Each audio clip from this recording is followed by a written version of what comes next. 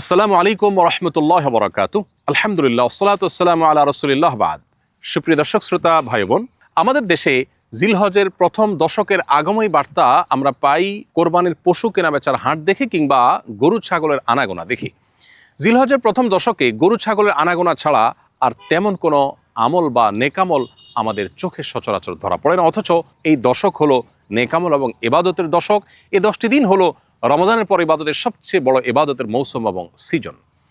মধ্যপ্রাচ্যে একটি চমৎকার জিনিস আমার চোখে ধরা পড়েছে, সেটি হলো অনেকে তার বাসাবাড়ির সামনে কিংবা সুপার শপ কিংবা শপিং মল বা ছোটোখাটো দোকানপাটের সামনেও কোনো অডিও ডিভাইস স্থাপন করে সেগুলোতে মৃদু ভলিউমের তাকবীরের অডিও তারা চালু করে রাখেন। উদ্দেশ্য, পথচারী এবং আশপাশ দিয়ে যাওয়া মানুষজন যেন এই তাকবীর শুনে তাদের স্মরণ হয় এবং তারা যেন তাকবীর বলে ওঠেন। মিডল ইস্টের চমৎকার কালচারটিকে অনুসরণ করে আমি আমাদের বাসার নিচে এবং বাসার সামনে থাকা মসজিদের সম্মুখে দুটি ছোট ডিভাইস স্থাপন করে সেগুলোতে মৃদু ভলিউমে তাকবীরের অডিও চালু করে রাখার উদ্যোগ গ্রহণ করেছি। উদ্দেশ্য, পথচারীদের যেন এই তাকবীর শুনে তাকবীরের কথা স্মরণ হয় এবং তারা যেন তাকবীর বলে ওঠেন। প্রিয় দর্শক, আমরা চাইলে আমাদের আশেপাশে এরকম তাকবীর ধ্বনিতে যেন মুখরিত হয় এবং আশপাশে মানুষদের যেন স্মরণ হয় সেরকম নানাবিধ উদ্যোগ গ্রহণ করতে পারি। প্রিয় দর্শক, আল্লাহ রাব্বুল আলামিন কোরআনে কারীমে সূরা ফাজরের 2 নম্বর আয়াতে বলেছেন, ওয়া লায়ালিন আশর, 10টি রাতের শপথ। বেশিরভাগ মুফাসসিরগণ বলেছেন এর মাধ্যমে জিলহজের প্রথম 10টি রাতকে বোঝানো হয়েছে। যে 10টি রাতের শপথ করে আল্লাহ গুরুত্বপূর্ণ একটি বার্তা দিতে চেয়েছে, সেই 10টি রাতের মাহাত্ম্য মর্যাদা যে অনেক বেশি সেটা বলার অপেক্ষা রাখে না। সেই 10টি রাত হলো জিলহজের প্রথম 10টি রাত। সহিহ বুখারীতে বর্ণিত হয়েছে, নবী করিম সাল্লাল্লাহু আলাইহি সাল্লাম বলেছেন, মা মিন আইয়ামিন আল আমালুস সালিহু ফিহিন্না হাব্বিলাল্লাহ মিন হাদিল আইয়াম। অর্থাৎ জিলহজের প্রথম দশকে নেকামল করলে আল্লাহ তাআলার কাছে এটা যতটা প্রিয় হয়, অন্য কোনো সময়ের অন্য কোনো রকমের নেকামল আল্লাহর কাছে এত প্রিয় নয়। সাহাবীদেরকেও জিজ্ঞাসা করলেন, ইয়া রাসূলুল্লাহ, অন্য সময় যদি আল্লাহর রাহে কেউ জিহাদ করেন সে আমলটাও কি এর চাইতে প্রিয় নয়? নবীজি বলেছেন, ওয়ালাল জিহাদু ফি সাবিলিল্লাহ। এমনকি অন্য সময় আল্লাহর রাহে জিহাদ করলেও সেটা বিপুল পরিমাণ সওয়াবের বিষয় হলেও এই আমলের অর্থাৎ এই দশকের নেকামলের সমতুল্য সেটি নয়। তবে কেউ যদি অন্য কোনো সময় জেহাদে গিয়ে তার জান মাল সব কিছুকে আল্লাহর রাহে উৎসর্গ করে ফেলেন তাহলে তার কথা ভিন্ন। এখান থেকে পরিষ্কারভাবে বোঝা যায় এই দশকটি এর গুরুত্ব এবং মর্যাদা এবং মাহাত্ম্য কত বেশি, এর তাৎপর্য কত বেশি। প্রিয় দর্শক, এই দশককে ঘিরে কোরবানি ছাড়া বা কোরবানির প্রস্তুতি ছাড়া আমাদের সমাজে অন্য কোনো আমল দেখা যায় না। এটি দুর্ভাগ্যজনক একটি বাস্তবতা। তাই আসুন জিলহজের এই দশককে আমরা আমল, ইবাদত এবং নেকামল দিয়ে সাজাবার চেষ্টা করি। বিশ্ববিখ্যাত হাদিসবেত্তা হাফেজ ইবনে হাজার আল আসকালানী রাহমাতুল্লাহি আলাইহি বলেছেন, জিলহজের প্রথম এই 10টি দিনের গুরুত্ব এবং তাৎপর্য এত বেশি হওয়ার কারণ হলো ইসলামের যত নেকামল এবং ইবাদত আছে, মৌলিক ইবাদত এবং রোকন আছে, সবগুলোর সমাহার এবং সম্মিলন শুধু এই দশকেই সাধারণত ঘটে। এই দশকেই রয়েছে ইসলামের সমস্ত মৌলিক ইবাদতের নজির বা দৃষ্টান্ত। ঈমান সারা বছর জুড়ে আমাদের রাখতে হয়, এই দশকেও থাকতে হয়। ঠিক একইভাবে 5 ওয়াক্ত সালাত অন্য সময় আছে, এই দশকেও আছে। যাকাত অন্য সময়ে আদায় করা যায়, এই দশকেও আদায় করা যায়। সিয়াম বা রোজা রমজান মাসে আমাদের রাখতে হয়, এই দশকের 9 তারিখে এবং প্রথম 9 দিন জুড়ে রোজা রাখার নির্দেশনা রয়েছে। অতএব রোজার নমুনা বা আমলও এখানে আছে। কোরবানি তো এই দশকেই শুধু করা যায়, অন্য সময় চাইলেও করা যায় না। আর হজ এই দশককে ঘিরেই মূলত হজের ইবাদত গড়ে উঠেছে বা হজের ইবাদত সম্পাদন করতে হয়।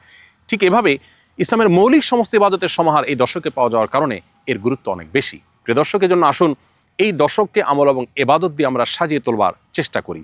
জিলহজের প্রথম দশক উপলক্ষে একজন ইমানদারের যে সমস্ত করণীয় হতে পারে তার মধ্যে সর্বপ্রথম হলো যত রকমের নেকামল এবং ভালো কাজ হতে পারে, ইবাদত হতে পারে, আল্লাহর সন্তুষ্টির কারণ হতে পারে, এই সবগুলো দিয়ে এই দশকের দিন এবং রাতকে আমরা সাধ্য অনুযায়ী সাজিয়ে তোলার চেষ্টা করি। কারণ এই দশকের নেকামল আল্লাহর কাছে সারা বছরের যে কোনো সময়ের যে কোনো নেকামলের চাইতে প্রিয়। অতএব আমলের এই মৌসুমকে নেকামল দিয়ে আমরা ভরিয়ে তোলার চেষ্টা করি। 5 ওয়াক্ত ফরজ নামাজ তো বিশেষভাবে গুরুত্বের সাথে আদায় করবই, পুরুষরা জামাতের সাথে মহিলারা যথাযথভাবে যথাসময় আদায় করব। এর বাইরে নফল রোজা, নফল ইবাদত এবং অন্য সমস্ত নেকামল দিয়ে আমরা সাজাবার চেষ্টা করব। দ্বিতীয়ত, পাপ এবং গুনাহের কাজ সারা বছর জুড়েই একজন ইমানদারের জন্য ক্ষতিকর, ধ্বংসাত্মক। এই দশকে ইবাদত এবং নেকামলের মৌসুম হওয়ার কারণে বিশেষভাবে পাপাচার থেকে বেঁচে থাকার আমরা চেষ্টা করব। তৃতীয়ত, এই দশক জুড়ে আমরা বেশি বেশি আল্লাহর জিকির এবং স্মরণ করবার চেষ্টা করব, কারণ সূরা হজের 28 নম্বর আয়াতে আল্লাহ তাআলা সেই নির্দেশনা আমাদেরকে দিয়েছেন। অতএব যতভাবে আল্লাহর জিকির হতে পারে, আল্লাহর স্মরণ হতে পারে, এই দশক জুড়ে সেটা আমরা আল্লাহর উদ্দেশ্যে নিবেদন করব। চতুর্থত, যাদেরকে আল্লাহ তাআলা তৌফিক দিয়েছেন তারা এই দশকে হজ করবো ইনশাআল্লাহ। 5 নম্বর হলো যাদেরকে আল্লাহ তৌফিক দিয়েছেন তারা এই দশকের 10ম দিনে অর্থাৎ কোরবানির দিন আমরা কোরবানি পেশ করব আল্লাহর উদ্দেশ্যে। 6 নম্বর আমল হলো এই দশককে ঘিরে আমরা বেশি থেকে বেশি তাকবীর, তাহমিদ, তাহলিল অর্থাৎ আল্লাহু আকবার, লা ইলাহা ইল্লাল্লাহ, আল্লাহু আকবার ওয়ালিল্লাহিল হামদ বেশি বেশি আমরা পাঠ করব এবং উচ্চারণ করতে থাকব। সাহাবীদের মধ্যে কোনো সাহাবী এই দশক উপলক্ষে বাজারে যেতেন শুধুই তাকবীর পাঠের উদ্দেশ্যে, কিছুটা সরবে বা উচ্চকণ্ঠে তারা তাকবীর পাঠ করে অন্যদেরকে স্মরণ করাতেন, যাতে তাদের তাকবীর শুনে অন্যরাও তাকবীর পাঠ করেন। কতটা গুরুত্বপূর্ণ হলে এই দশকে তাকবীর দ্বারা পুরো পরিবেশকে মুখরিত করবার চেষ্টা সাহাবীগণ করতেন। অতএব এই দশকের দিন এবং রাতকে আমরা সাধ্য অনুযায়ী নারী পুরুষ সবাই, নারীরা নীরবে, পুরুষরা যেখানে সরবে দরকার হয় সেখানে সরবে, যেখানে নীরবে হয় সেখানে নীরবে তারা বিশেষ তাকবীর পাঠ করব। 7 নম্বর আমল হলো এই তাকবীর, অর্থাৎ আল্লাহু আকবার, লা ইলাহা ইল্লাল্লাহ, আল্লাহু আকবার ওয়ালিল্লাহিল হামদ। এটি জিলহজের 9 তারিখ বাদ ফজর থেকে নিয়ে জিলহজের 13 তারিখ আসর পর্যন্ত এই দিনগুলোর প্রত্যেক ফরজ নামাজের পর নারী পুরুষ সবাই যার যার অবস্থান থেকে একবার করে আমরা পাঠ করব। এটি হলো বিশেষভাবে এই তাকবীর পাঠের আমল। সাধারণভাবে পুরো দশক জুড়ে আর বিশেষভাবে 9 থেকে 13 জিলহজ পর্যন্ত এই তাকবীর পাঠ করতে হবে প্রত্যেক ফরজ নামাজের পরে। 8 নম্বর আমল হলো যারা কোরবানি করার নিয়ত করেছেন, কোরবানি করবেন ইনশাআল্লাহ, তারা জিলহজের চাঁদ উদিত হওয়ার পর থেকে নিয়ে কোরবানি পর্যন্ত এই সময়টুকুতে চুল, নখ এবং শরীর অবাঞ্ছিত লোম ইত্যাদি কাটা থেকে বিরত থাকবেন।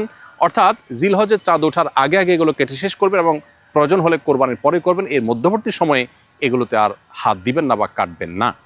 9 নম্বর আমল হলো জিলহজের 9 তারিখে রোজা রাখা। পৃথিবীর বিভিন্ন প্রান্তে ছড়িয়ে ছিটিয়ে থাকা যে সমস্ত মুসলমানগণ আরাফায় যেতে পারেননি বা হজ করতে পারেননি, তারা জিলহজের 9 তারিখে যদি রোজা রাখেন, নবী করিম সাল্লাল্লাহু আলাইহি সাল্লামের ভাষ্য অনুপাতে 1 বছর পূর্বের এবং 1 বছর অগ্রিম, অর্থাৎ পরবর্তী 1 বছর যদি আল্লাহ তাকে বাঁচিয়ে রাখেন, তাহলে সেই বছরের গুনাহ অর্থাৎ সগীরা গুনাহগুলো আল্লাহ তাআলা মাফ করে দিবেন। এজন্য জিলহজের 9 তারিখে বিশেষভাবে নফল রোজা রাখা, এবং অনেক ওলামা ইকরাম বলেছেন জিলহজের 1 থেকে 9 তারিখ পর্যন্ত, যেহেতু আমলের দশক, অতএব এই 9 দিনই রোজা রাখাটা বিশেষভাবে নির্দেশিত যদি তৌফিক হয়। 10 নম্বর আমল হলো জিলহজের 10ম তারিখ অর্থাৎ ঈদুল আজহার দিনে সাধ্য অনুযায়ী ঈদুল আজহাকে ঘিরে যে সুন্নাহগুলো আছে সেই সুন্নাহগুলো বিশেষভাবে পালনে সচেষ্ট থাকা। প্রিয় দর্শক, জিলহজের প্রথম 10টি দিন ইবাদতের অত্যন্ত অবহেলিত, অথচ কোরআন এবং হাদিসের দৃষ্টিতে অত্যন্ত তাৎপর্যপূর্ণ মৌসুম বা সিজন। আসুন প্রত্যেকে যার যার জায়গা থেকে এই দশকের তাৎপর্য, গুরুত্ব এবং মাহাত্ম্য সম্পর্কে মানুষের মধ্যে সচেতনতা সৃষ্টি করি, মানুষের মধ্যে জানাশোনাটা বাড়ানোর চেষ্টা করি, এবং সেই সাথে এই দশকের করণীয়গুলো নিজেরা আমল করি, অন্যদেরকে আমল করতে উদ্বুদ্ধ করি। আল্লাহ রাব্বুল আলামিন আমাদের সবাইকে জিলহজের এই দশকের গুরুত্ব অনুধাবন করা, অন্যদের মধ্যে সচেতনতা সৃষ্টি করা এবং আমল দিয়ে এই দশককে অর্থবহ করে তোলার তৌফিক দান করুন। জাযাকুমুল্লাহু খায়রা। আসসালামু আলাইকুম ওয়া রাহমাতুল্লাহি ওয়া বারাকাতুহু। আস-সুন্নাহ ফাউন্ডেশন, উম্মার স্বার্থে সুন্নাহর সাথে।